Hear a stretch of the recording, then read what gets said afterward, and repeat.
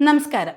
സംസ്ഥാനത്തെ നിലവിലുള്ള ഇരട്ടപ്പാതയ്ക്ക് സമാന്തരമായി മൂന്നാമത്തെയും നാലാമത്തെയും റെയിൽവേ ലൈനുകൾ ഉടൻ തന്നെ യാഥാർത്ഥ്യമാക്കുമെന്ന് കേന്ദ്ര റെയിൽവേ മന്ത്രി അശ്വിനി വൈഷ്ണവ്. കേരളത്തിലെ റെയിൽവേ വികസനവുമായി ബന്ധപ്പെട്ട കാര്യങ്ങളിൽ മുഖ്യമന്ത്രി പിണറായി വിജയനുമായുള്ള കൂടിക്കാഴ്ചയ്ക്ക് ശേഷമാണ് കേന്ദ്രമന്ത്രി ഇക്കാര്യം വ്യക്തമാക്കിയത്. വടക്ക് നിന്ന് തെക്കൻ കേരളത്തിലേക്കുള്ള മൂന്നാമത്തെയും നാലാമത്തെയും പാതകൾ കേന്ദ്ര റെയിൽവേ മന്ത്രാലയത്തിന്റെ സജീവ പരിഗണനയിലാണ്. ഇതുവഴി യാത്രക്കാർക്കും ചരക്കുകൾക്കും റെയിൽവേ മാർഗം കൂടുതൽ ഉപയോഗിക്കാൻ കഴിയുമെന്നും കേന്ദ്രമന്ത്രി വ്യക്തമാക്കി.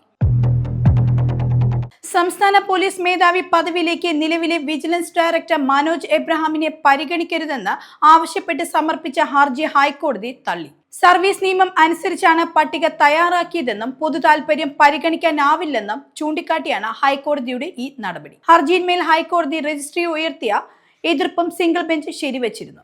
DGP സ്ഥാനത്തേക്ക് പരിഗണിക്കാൻ കേരളം കേന്ദ്രത്തിന് ശുപാർശ നൽകിയിട്ടുള്ള 6 പേരുടെ പട്ടികയിൽ മനോജ് എബ്രഹാമും ഉൾപ്പെട്ടിരുന്നു. ഇതിനെതിരെയാണ് പൊതു താൽപര്യ ഹർജി സമർപ്പിക്കപ്പെട്ടിരുന്നത്. മുഖ്യമന്ത്രി പിണറായി വിജയനാണ് വഞ്ചകൻ, അല്ലാതെ താനല്ലെന്ന് നിലമ്പൂർ ഉപതെരഞ്ഞെടുപ്പിലെ സ്വതന്ത്ര സ്ഥാനാർത്ഥി PV അൻവർ. മലപ്പുറം ജില്ലയെ മുഴുവൻ വഞ്ചിച്ചവനാണ് മുഖ്യമന്ത്രി പിണറായി വിജയൻ. മലപ്പുറം ജില്ലയെ അവഹേളിക്കാനാണ് ഹിന്ദു പത്രത്തിന് മുഖ്യമന്ത്രി അഭിമുഖം നൽകിയത്.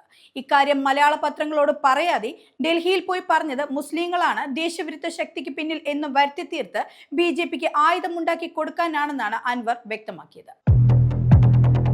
പോലീസ് കസ്റ്റഡിയിൽ നിന്നും രക്ഷപ്പെട്ട കാപ്പ കേസ് പ്രതി പിടിയിലായി. വൈദ്യപരിശോധനയ്ക്കിടെയാണ് മുഖദാർ സ്വദേശിയായ അജ്മൽ ബിലാൽ രക്ഷപ്പെടുന്നത്. മലപ്പുറം പുളിക്കലിൽ നിന്നാണ് ഇയാളെ പിടികൂടുന്നത്. ബീച്ച് ജനറൽ ആശുപത്രിയിൽ പരിശോധനയ്ക്ക് എത്തിച്ചപ്പോഴാണ് പ്രതി രക്ഷപ്പെട്ടത്. ചൊവ്വാഴ്ച വൈകിട്ടാണ് ഇയാൾ പോലീസിനെ വെട്ടിച്ച് രക്ഷപ്പെടുന്നത്. കാപ്പ ചുമത്തി നാടുകടത്തപ്പെട്ട പ്രതിയാണ് അജ്മൽ ബിലാൽ.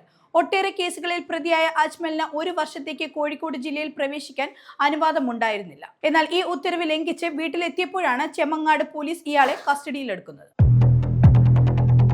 18 വർഷത്തെ കാത്തിരിപ്പിന് ശേഷം IPL ഫൈനലിൽ കന്നി കിരീടം സ്വന്തമാക്കി റോയൽ ചലഞ്ചേഴ്സ് ബംഗളൂരു. പഞ്ചാബ് കിങ്സിന്റെ മികച്ച പ്രതിരോധത്തെ ടീം മികവ് കൊണ്ട് മറികടന്ന് അഹമ്മദാബാദിലെ നരേന്ദ്രമോദി സ്റ്റേഡിയത്തിൽ ബംഗളൂരു സ്വന്തമാക്കിയത് 6 റൺസിന്റെ ചരിത്ര നേട്ടമാണ്. ടോസ് നഷ്ടപ്പെട്ട ആദ്യം ബാറ്റ് ചെയ്ത ബംഗളൂരു നിശ്ചിത 20 ഓവറിൽ 9 വിക്കറ്റ് നഷ്ടത്തിൽ 190 റൺസ് എടുത്തു.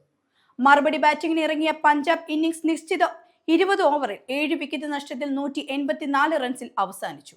ഇതോടെയാണ് വിരാട് കോഹ്ലിയുടെ കിരീട നേട്ടങ്ങളിലേക്ക് IPL ഇടം പിടിച്ചത്.